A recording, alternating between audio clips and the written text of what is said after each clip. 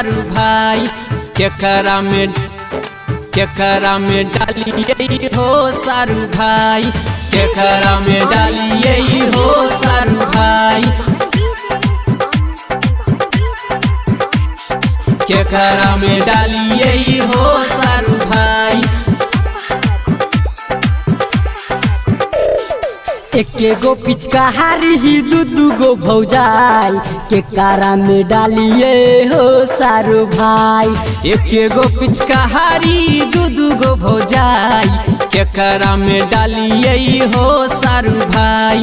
छोटा किताब बालटी से ढारई छै बड़की पीछा रे बाहर ही छै लागैया की पिए पड़ते महुआ के दवाई एके गो पिचकारी दू गो भौजाई केकरा में डालिए हो सारू भाई एके गो पिचकारी दू गो भौजाई केकरा में डालिए हो सारू भाई।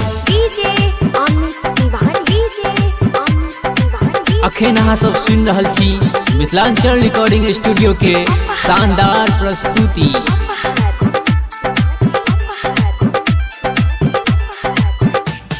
ललहका पियर का से मन नहीं भरे कहे लगाबे का दो केतनो चिलैबे सुन न देवरवा छोड़ब न तोरा आजो।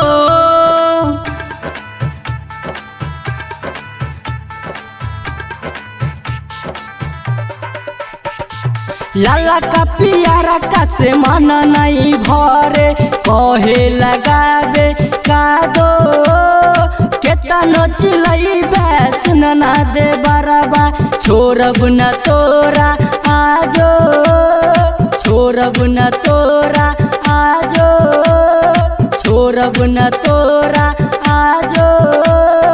पुआ छोड़ के खाई छे खटाई केकरा में डालिए हो सारू भाई पुआ छोड़ के खाई छे खटाई केकरा में डालिए हो सारू भाई।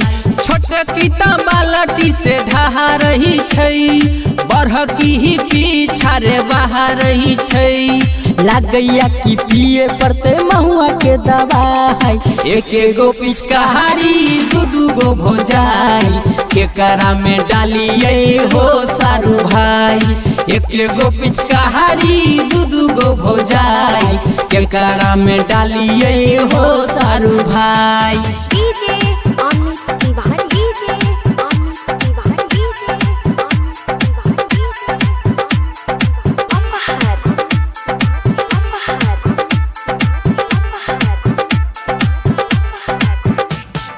होली में कसमस करे छे चोली रेंग दे तू खोली खोली सैया सरहबी सूतल दलानी खेलल तू मन भर होली।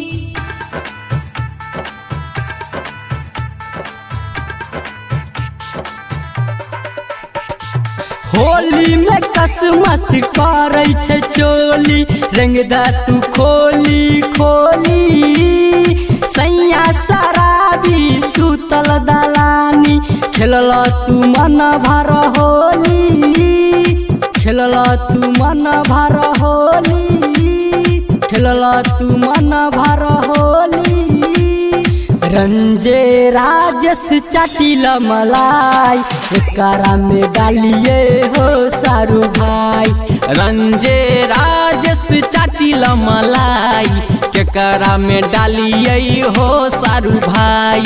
छोटकी बालटी से ढहा रही छै बड़की पीछा रे बारई छै लागैया की पिए पड़ते महुआ के दवाई एके गो पिचकारी दू गो भौजाई केकरा में डालिए हो सारू भाई एके गो पिचकारी दू गो भौजाई केकरा में डालिए हो सारू भाई।